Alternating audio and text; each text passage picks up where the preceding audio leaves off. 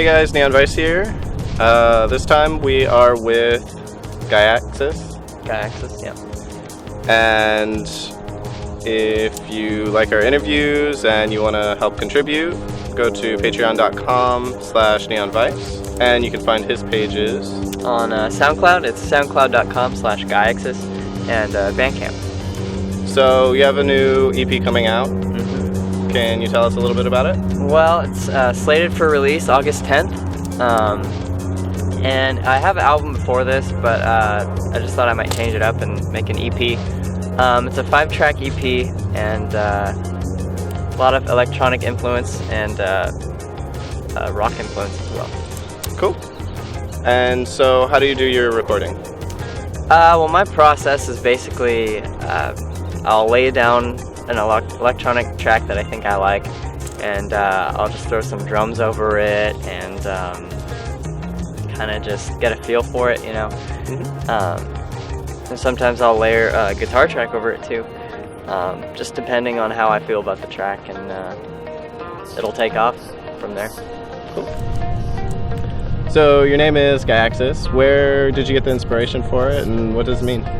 Well, basically, when I was coming up with just names for my electronic stuff, I was like, really like the term Gaia, which means Earth, and I was like, let's make a cool name out of that. So the Earth spins on an axis, so I combined the two, Gaiaxis. Okay. Nifty. So you're coming out with a new EP. What's the name of it? I'm deciding to call it Tonal EP, T-O-N-A-L. The reason for that is, well, one, it sounds cool. Two, each name of each track kind of starts with the letters of tonal, so T-O-N-A-L. I just thought that'd be really cool. So, yeah, there's no real story, like concept album-wise. It's just sounds neat. Can you tell us where we are? We are here in West Sacramento. Kind of by the levee here. Beautiful water, fish is jumping. Kind of neat. Gonna get hot pretty soon, but yeah, we're feeling the California sun and the California drought as well. Yeah, this is the only place in California with one. Ever. So welcome to my studio. You can walk in and look at all the stuff I have. These are my guitars. That's a Epiphone bass, a Seagull acoustic guitar, and a nylon string guitar. And this here is a Yamaha 625, I believe. Fancy little 88 key piano. And this here is my mic. It's a Rode NT2A. I got it off Craigslist. Pretty good deal, half off. And let's venture over here. This is my turntable. It's a Music Hall USB 1. Highly recommended. So I went and decided to pick my top 3 electronic records, and this is definitely the first. Toro y Moi, Causers of This. I think it's from 2009. One of my favorite records, like, of all time, so definitely check this out. Washed Out, Life of Leisure. Oh my god, it's a 6-track EP. Can't say enough about it. Both these two albums are like the epiphany of a genre called chillwave. I kind of don't like the term, but I'll use it here because, you know, genres. This is Com Truise.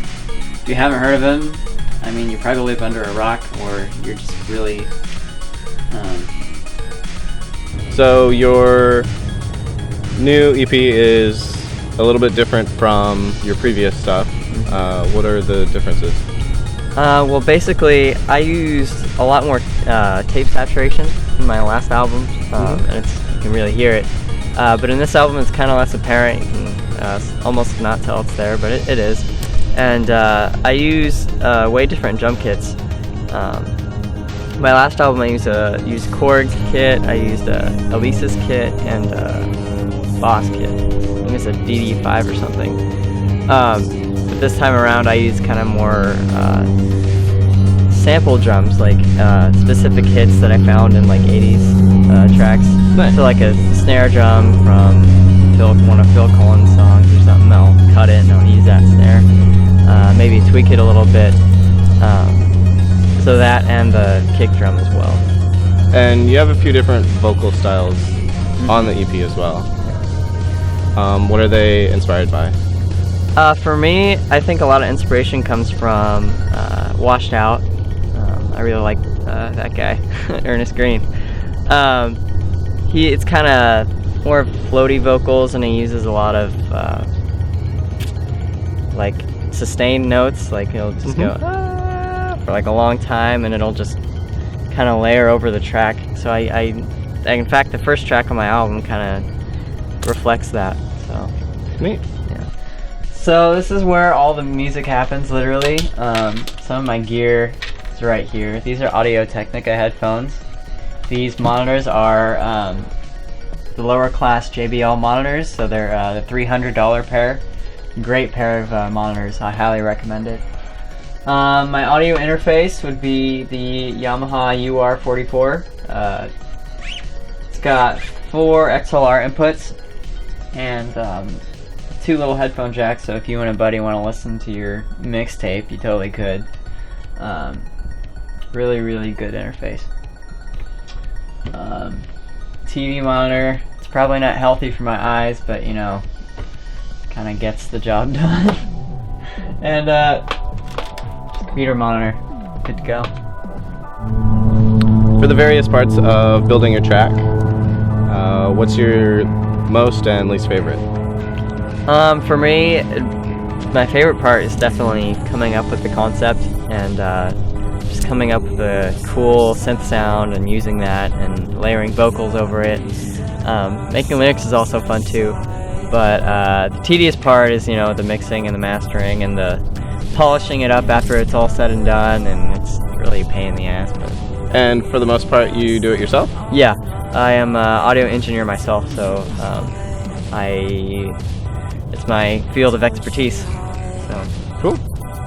So do you do anything in particular to get in the mood for producing a track or getting yourself in that mindset? Really, it just comes down to how creative I'm feeling. Some nights I'll come home from like a crazy day of work and I'll just be so tired, but I'll feel really inspired, so I'll stay up till like 1 o'clock in the morning working on the track. Mm-hmm. Other days I have free time and I'm just sitting at home bored and I can't come up with anything. Yeah, just staring at the screen like, Just like, maybe I should just play video games instead. that's usually what happens, honestly. I'm just like, well, I can't come up with anything. But most of the time, I'm usually pretty efficient with my time. You write your own lyrics? Correct? Yeah. And you do your own vocals? Yes. Tell us a little bit about it. Well, I started singing probably when I was 15, and I'm 21 now. And it's been a tricky road because I've gotten like vocal lessons and stuff. I've actually had vocal lessons over Skype. A guy in Florida was teaching me for a couple months, and it was actually really neat. It's not as sketchy as you think it is. You just gotta know the person, but it's really good. So.